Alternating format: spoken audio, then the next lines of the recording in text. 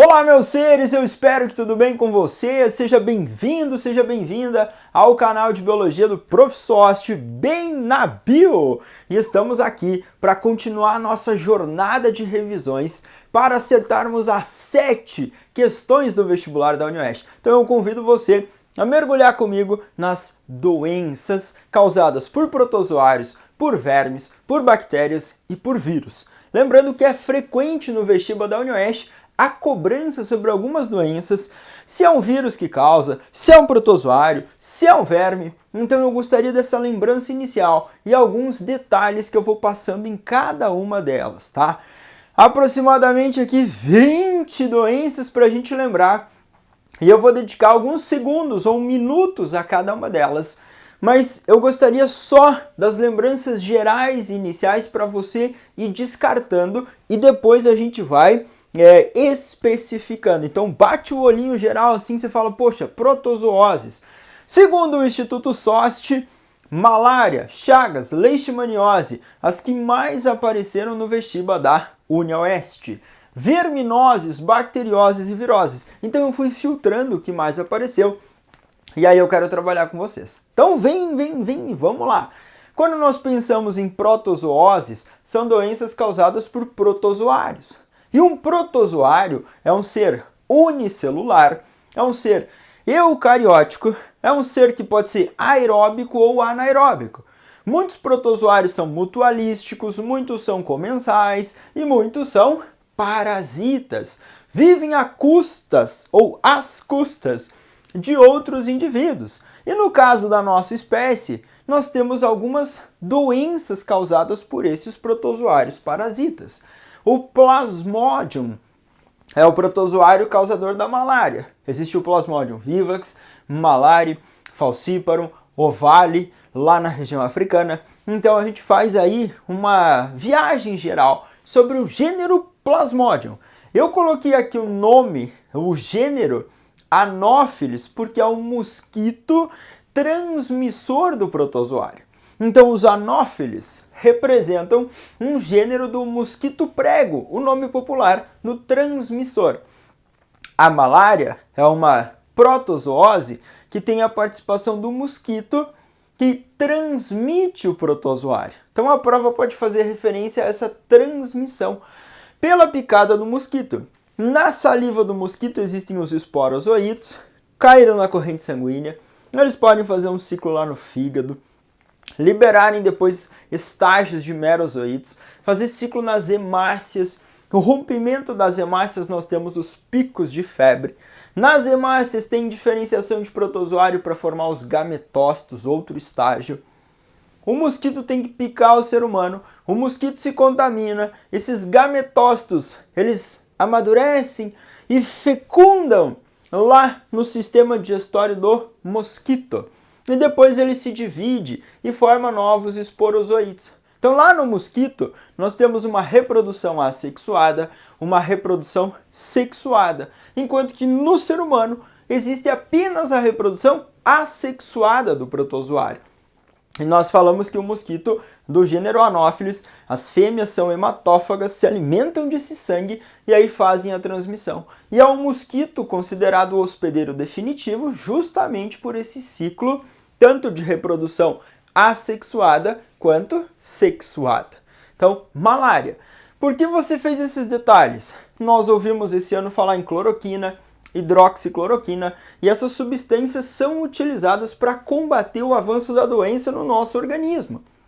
Essas substâncias alteram o pH de bolsinhas de vacúolos, lá de fagocitose do protozoário, e impedem o seu crescimento, a sua proliferação.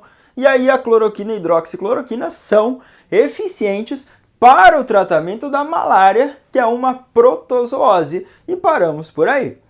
Quando nós olhamos para a doença de Chagas, também é uma protozoose. Causador é o Trypanosoma cruzi. E a transmissão ocorre pelas fezes e urina do barbeiro.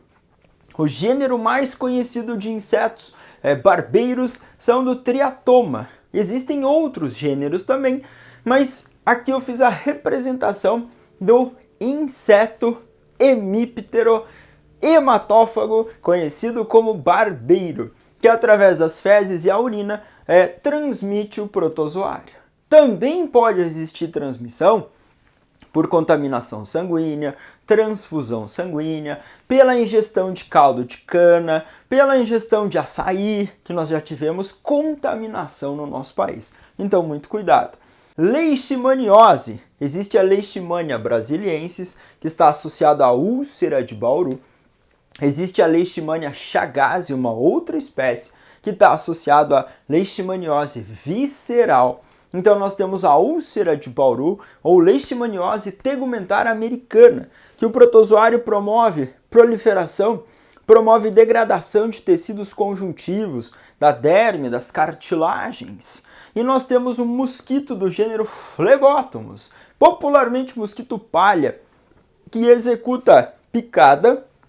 Lá na saliva, com anestésicos e substâncias, são introduzidas as leishmanias que vão se multiplicar no nosso organismo. Então, aqui eu tenho um mosquito, aqui eu tenho um barbeiro, que é um inseto hemíptero, popularmente um percevejo. Aqui eu tenho um outro mosquito, que são transmissores. Então, cuidado! A amebíase e a giardíase são doenças que afetam o sistema digestório. E eu coloquei a palavrinha cistos porque são formas de resistência. A entamoeba histolítica é um protozoário que se locomove por pseudópodos, falsos pés, do filo Rhizópoda. Agora, a Giardia lambia é um protozoário que se locomove por flagelos, então é do filo Flagellata ou mastigófora. Mas elas formam cistos, formas de resistência. Na água e nos alimentos a gente pode executar a ingestão, se proliferar e alterar o funcionamento intestinal e nós termos aí as situações da amebíase e da giardíase. Então essas são protozooses, doenças causadas por protozoários. Doenças causadas por vermes. As verminoses, elas podem ser por representantes do filo dos platelmintes. Então aqui eu vou pôr aqui P de platelminte, P de platelminte, P de platelminte. Tudo bem? E aí você vai falar, opa, teníase, você colocou carne ali. Porque a gente pode ter ingestão da carne bovina, da carne suína, com as larvas chamadas cisticercos, encistadas lá. Fiz a ingestão da carne contaminada com a larva cisticerco. Lá no meu intestino vai crescer um verme adulto. E aí eu tenho uma doença chamada de teníase. Agora, se eu realizar a ingestão dos ovos da Taenia solium, que é a tênia que tem o ser humano como hospedeiro definitivo, o suíno como hospedeiro intermediário, mas se eu ingerir os ovos da Taenia solium na água, nos vegetais, eu vou ingerir esse ovinho vai se desenvolver e vai dar origem a uma larva no meu organismo. E aí eu tenho uma doença chamada cisticercose. Pode se proliferar na musculatura, a miocisticercose, no sistema nervoso, a neurocisticercose, que é muito preocupante. Então aqui eu ingeri a carne contaminada com a larva cisticerco. Cresceu o verme adulto no meu sistema digestório, teníase. Aqui, a cisticercose, eu faço a ingestão dos ovos da Taenia solium e aí desenvolve-se as pipoquinhas, a larva cisticerco no meu corpinho e eu tenho uma doença chamada cisticercose. Na esquistossomose, a doença é também conhecida como mal do caramujo, porque temos a participação de um gastrópoda, um caramujo que vive no ambiente aquático em que libera larvas chamadas cercárias. E o contato humano, ingerir assim água contaminada, eu consigo também ter a penetração das cercárias pela mucosa. Quando eu entro na água sem fazer essa ingestão, as cercárias também podem penetrar pela superfície corporal. Ou eu só coloquei o pezinho na água. Se é um ambiente contaminado, essas cercárias podem penetrar. E aí nós vermos a formação de vermes adultos nos vasos sanguíneos da região abdominal, fígado, baço, intestinos. O caramujo faz o papel de hospedeiro intermediário e o ser humano faz o papel de um hospedeiro definitivo por abrigar os vermes, os esquistossomos, na fase adulta. Esquistossoma mansoni é o nome científico do causador da esquistossomose. Quando nós olhamos para a filariose, também conhecida como elefantíase num estágio avançado de desenvolvimento, causada por um nematelminte, transmitida pela picada de um mosquito do gênero Culex. Esse mosquito hematófago pica, na saliva tem as microfilárias, introduz na corrente sanguínea, passa para o sistema linfático e as larvas vão crescendo, vão se desenvolvendo e vão dar vermes adultos, originar vermes adultos lá no sistema linfático. Vai promover obstrução, causa edemas, inchaços na doença conhecida como filariose. Mosquito do gênero Culex faz a picada e a transmissão das microfilárias. Quando eu penso na ascaridíase, o Ascaris lumbricoides é o verme mais comum como sendo parasita da espécie humana. O Ascaris é adquirido pelo ser humano através da ingestão dos seus ovinhos em água e alimentos contaminados. Então, pela ingestão dos ovinhos, esses ovos eclodem no intestino, liberam larvinhas, perfuram a parede intestinal, caem na corrente sanguínea, passam pelo coração, pelo pulmão, coração, pulmão, pulmão, coração, passam, trajeto, coração, aí artérias pulmonares, sangue para o pulmão, lá nos alvéolos, bronquíolos, brônquios, traqueia, boquinha, faço a deglutição da larvinha, eu engulo ela, e aí, Sochi, os vermes chegam lá no intestino e crescem novamente. Assim, até chegar a essa fase adulta. Esse crescimento vai desde a fase do ovo ingerido inicialmente, lá no meu intestino, mas ele dá uma voltinha no coração e pulmão. Pela deglutição depois, esses seres vão chegar novamente no intestino e crescer e se desenvolver. Então, ascaridíase ou ascaridose. Lembrando que a prova pode falar em mecanismos de prevenção ou profilaxia. Ah, se eu usar inseticidas, então eu mato insetos, evita isso, evita isso, evita isso, evita isso. Então fica sempre ligado nessas condições também, porque a prova pode fazer essa observação, meu ser. Então fica ligadinho, meu ser. Ah, saneamento básico, tratamento da água, rede de esgoto. Nós vamos evitar o contato das fezes humanas com os ovinhos. Os ovos estão nas nossas fezes. Então eu vou evitar o contato das fezes humanas, ovos e o ambiente aquático para contaminar outras pessoas. Aqui eu vou evitar o contato das fezes humanas, ovo no ambiente aquático e os caramujos que vão abrigar ou que vão receber inicialmente a larva chamada miracídio, que vai nadar, se instalar no caramujo e lá depois sairão as cercárias. Então essas medidas de profilaxia ou prevenção também podem ser citadas. Se você imagina assim e tem a lembrança do ciclo, você lembra da prevenção. Então cuidadinho, tá? Bacterioses e viroses.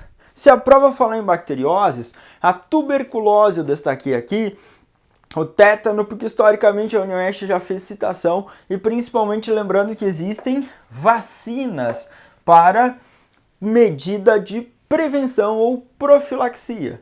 Essa tuberculose, uma transmissão por gotículas de saliva, o desenvolvimento da bactéria fortemente comprometendo o nosso sistema respiratório, então extremamente agressiva, e ainda pessoas morrem de tuberculose no nosso país, no planeta ainda. Então, um cuidadinho com ela. Sífilis e gonorreia são infecções sexualmente transmissíveis. Antigamente chamadas de DSTs, hoje ISTs ou infecções sexualmente transmissíveis. Não existe vacina aqui ou profilaxia com vacina, mas nós temos um tratamento específico com antibióticos. Não esquece que para as bacterioses existe um conjunto de medicamentos que são antibióticos. E esses antibióticos, eles contêm substâncias químicas que impedem o crescimento das bactérias, o desenvolvimento, a replicação, a síntese de proteínas, a produção da parede celular. Eles terão vários mecanismos de ação. para esses seres aqui, que são procariotos, que são unicelulares, que são autotróficos ou heterotróficos, que são as bactérias. Só que aqui, essas bactérias causadoras dessas doenças são heterotróficas. Algumas são aeróbicas, outras são anaeróbicas. Então o mundo das bactérias é muito diversificado. A prova pode fazer a citação da doença, a lembrança em mecanismos de transmissão, se existe ou não vacina e também o tratamento específico, que é com o uso de antibióticos. Ah, mas eu usei um antibiótico para tratar gripe, Covid. O antibiótico não tem efeito sobre esses micro-organismos que são os vírus. Eles têm especificamente efeito contra esses, que são doenças, ou contra essas, que são doenças causadas por bactérias. Ela vai afetar o crescimento, a maturação, o desenvolvimento das bactérias. Então a gente faz uso de antibióticos. Tétano, também existe vacina, também existe a proliferação das bactérias graças a formas de resistência que são os esporos. Então dos gêneros Clostridium, a gente vê a formação de esporo. Clostridium tetani, Clostridium botulinum.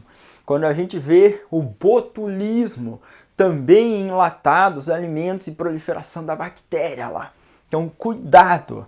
E aqui no Paraná, nós tivemos em algumas regiões do nosso estado casos de febre maculosa, a emissão de alertas. Nós temos o nosso lago municipal, quem não conhece Cascavel, venha conhecer. Temos um lago municipal e infelizmente tem uma superpopulação de capivaras lá.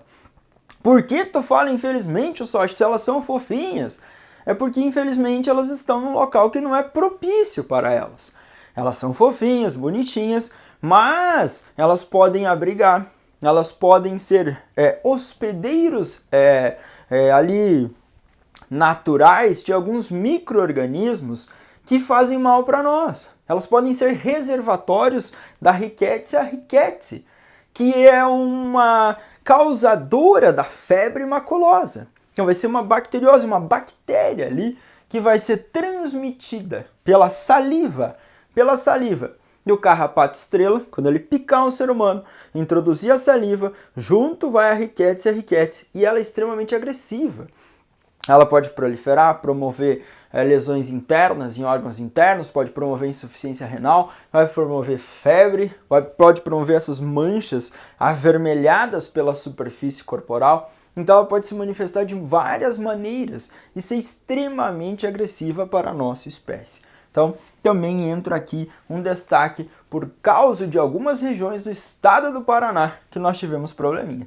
Não esquece, um grupo aqui de bacteriose, e esse carrapato é um reino animal, filoartrópodo, filo dos artrópodos, e lá na classe dos aracnídeos. Então é uma classificação, esse carrapato aqui é um artrópode nessa classificação biológica, um aracnídeo que pode fazer essa transmissão. Muito cuidado, tá bom? E nas viroses eu fiz alguns destaques aqui diferentes. Você vai falar, por que, Sochi? Tem vacina para o sarampo? Sim. Tem vacina para a gripe? Sim. Tem para a dengue? Eu vou falar, tem. Só que ela não é distribuída assim de forma universal.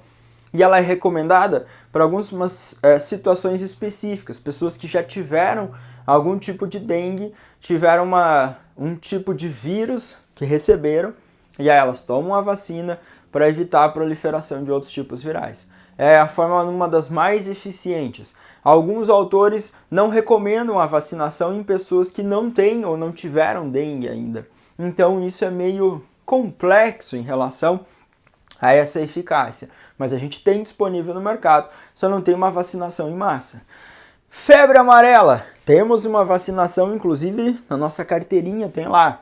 Covid-19. Nunca na história da vida na Terra a gente produziu vacinas num curto espaço de tempo. É óbvio que todo o conhecimento científico adquirido ao longo de anos e de pesquisas que vinham com vírus, já com outros coronavírus da família Coronaviridae, facilitaram a produção dessa vacina, tá? Então aqui basicamente nós temos essa relação.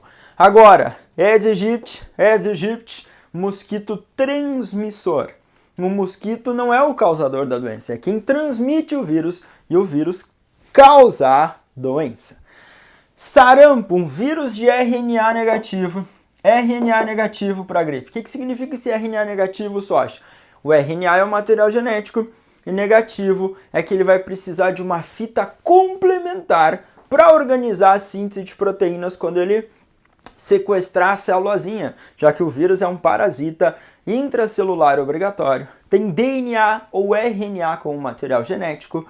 O RNA aqui nessa representação negativa é que necessita, RNA vai servir de molde, vai produzir uma fita complementar, aí essa fita vai organizar a síntese de proteínas para a formação de novos vírus. Já o vírus causador da Covid-19, febre amarela, dengue, são vírus de RNA cadeia positiva.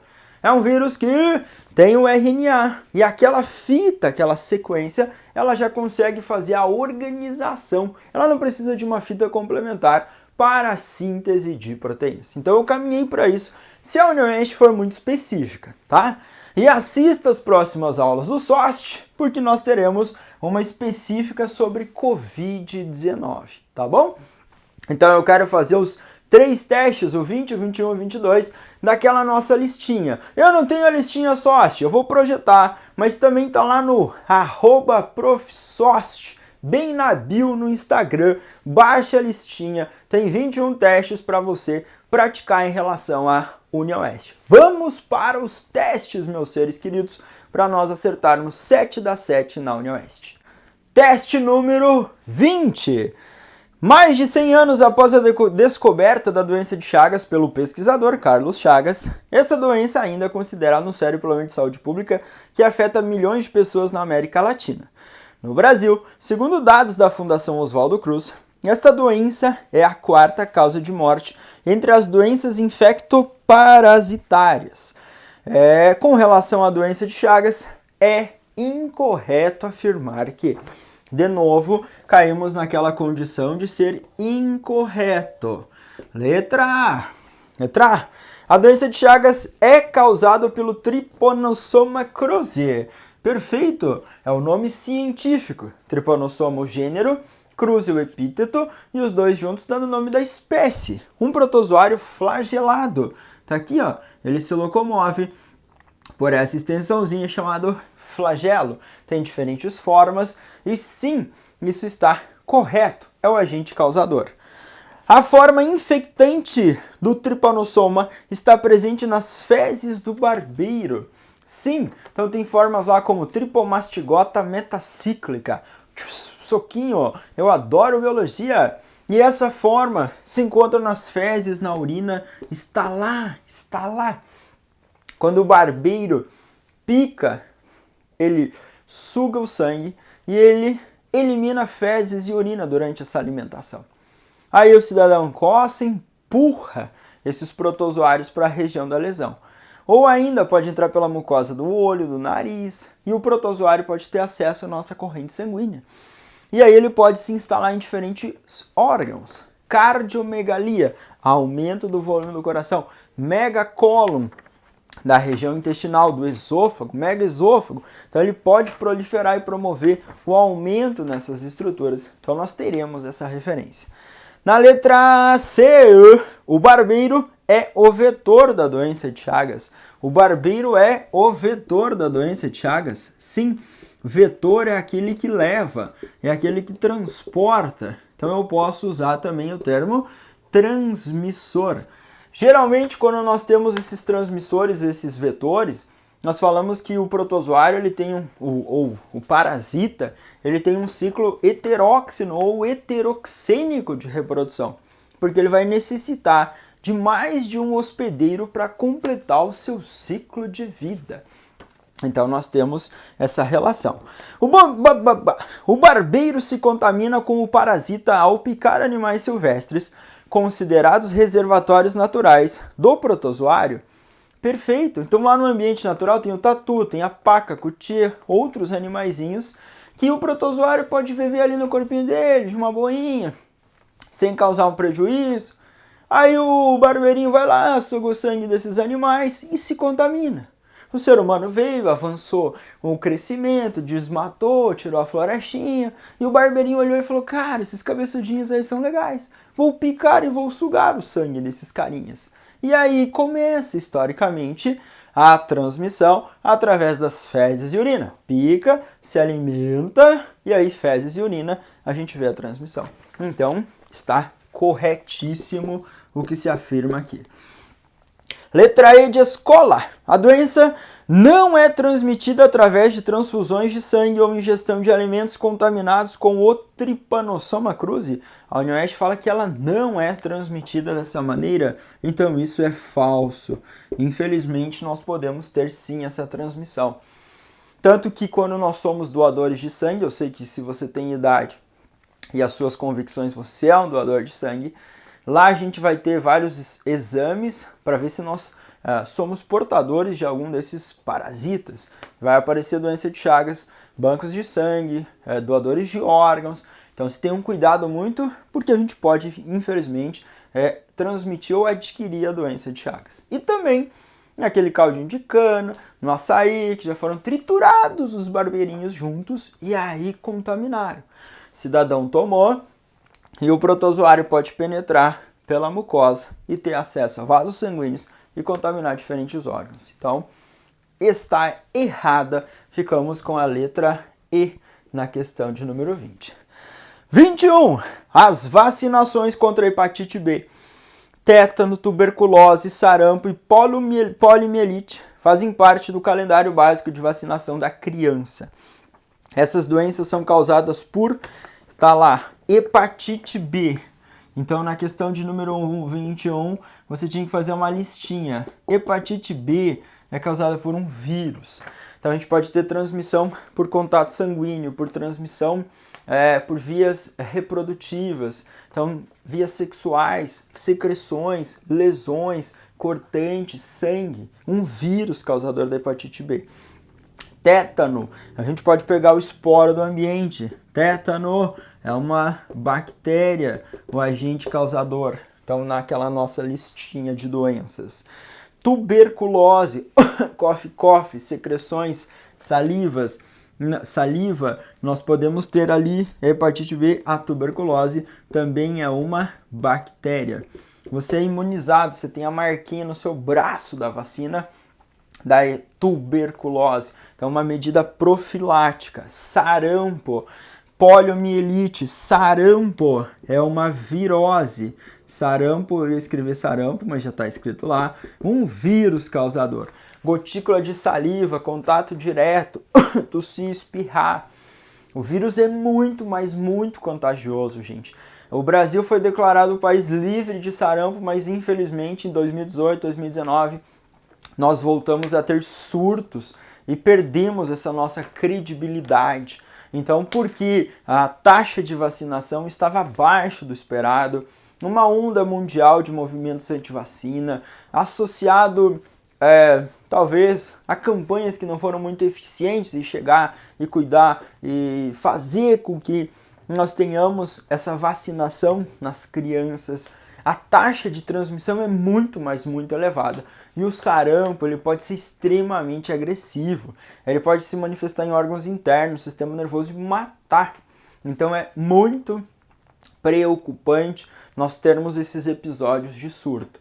Gotículas de saliva, espirro e aerossóis, partículas de suspensão, são menores que 5 micrômetros e ficam suspensas no ar.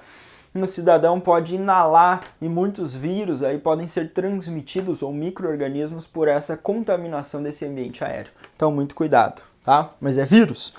Poliomielite, também a gente pode ter essa contaminação por esse contato, por secreções, por água e alimentos, fezes, dejetos eliminados, que o vírus da polio pode se proliferar no trato gastrointestinal, então a gente tem transmissão. É o famoso vírus da paralisia infantil, que também tem várias pessoas que têm sequelas desse vírus pela ausência da vacinação. Então a gente tem vacina específica também para prevenção da poliomielite. Então, nós temos aqui letra A, vírus, bactéria, bactéria, vírus, vírus, 21, ficamos com a letra A, de a mais bonita. Então, bem simples para você separar. Cuidado que nem sempre a UniOeste é tão simples. Mas você vai falar, professor, mas para mim já é xarope. Eu vou falar, é xaropinha para você fazer um esqueminha na sua mente das principais doenças causadas por vírus, bactérias, protozoários e vermes, tá? Então, tamo junto. Cola com sorte pra gente brilhar. Na questão 22, a 22 traz para nós assim: sífilis e HPV são doenças sexualmente transmissíveis. A sífilis é uma bacteriose.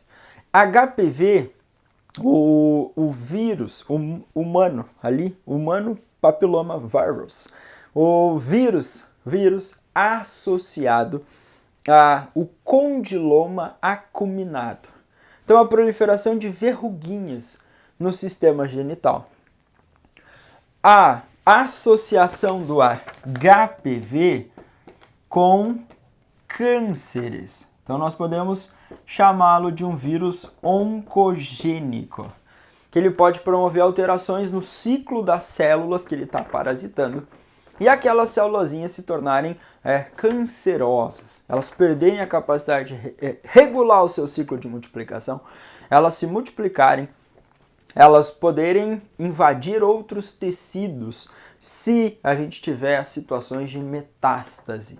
Quando a célula cancerígena, ou que daí vai ser um câncer, ela tem capacidade de espalhar ou de migrar pelo sistema sanguíneo ou linfático aí que compõe o sistema circulatório. Então, HPV a gente tem um vírus oncogênico, tem a capacidade de promover esse câncer. Sífilis é uma bactéria, sífilis. Então, nós temos aqui uma bactéria. Então, bora para as relações que a prova pode fazer. Letra A, por vírus e acometem pessoas de ambos os sexos. Uma é por vírus e a outra é por bactéria.